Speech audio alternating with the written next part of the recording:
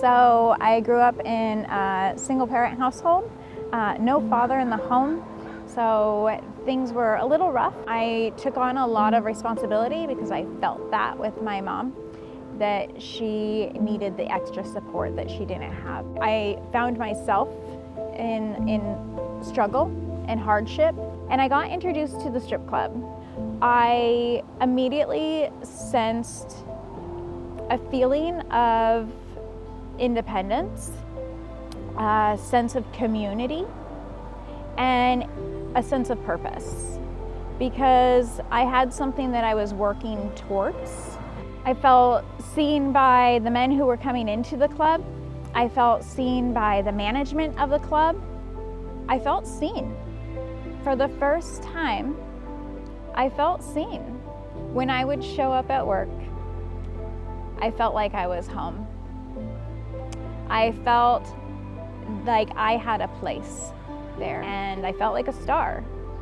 I felt like a mini celebrity. You know, at that time in my life, that is what felt real.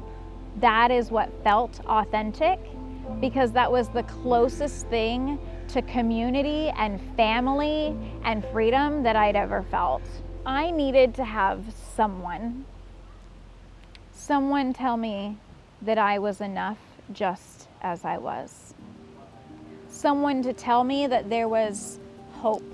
And if I had had just one person come and tell me that there was something else out there for me, and then walk alongside me, my life would have changed years ago. I grew up in a home that was pretty abusive. And the older I get to, the more I realize like how much that impacts everything in your life. Luckily, I don't have any childhood sexual trauma, but I do have sexual trauma as an adult. Having not had a role model or really being taught what, you know, love is. That's like heavy, but that's what it is for me.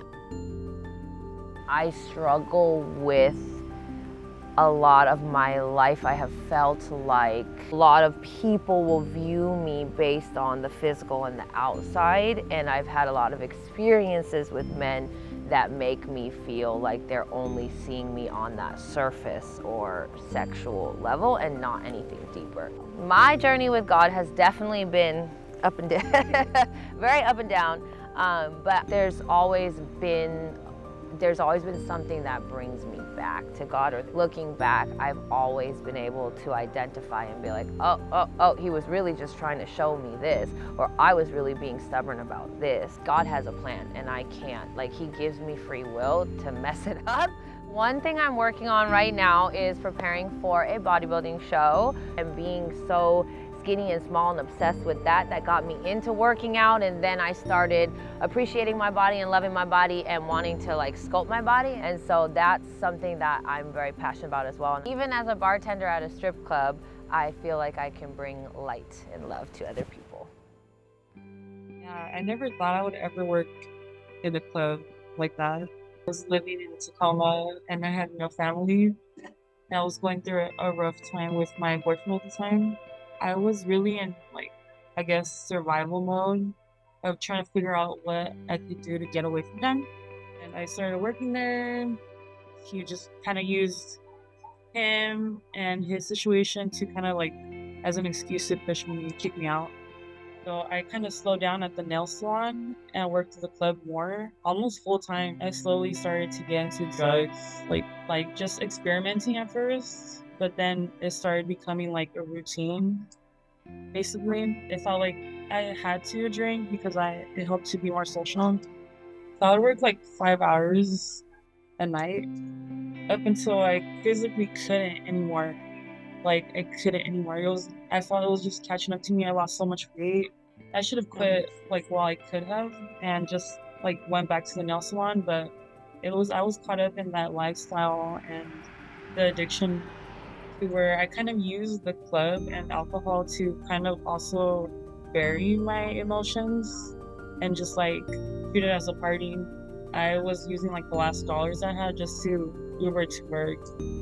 It's a glamorized, toxic environment. I haven't been drinking, no drugs. I recall the first times I seen you there, and you guys were just like so nice to everybody. You were always handing out like treats and stuff. And even though it was just like a little snack, like cookies, I'll be like, oh my god, yes. Like I need this right now.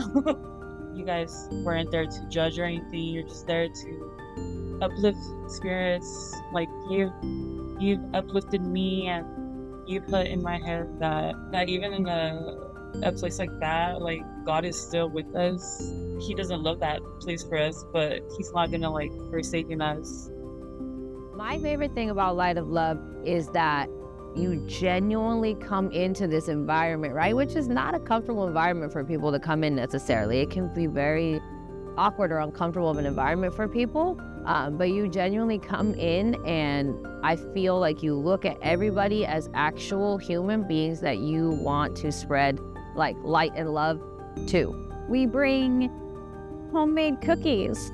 We bring gift bags, hygiene. We bring a handwritten note of encouragement and support and care.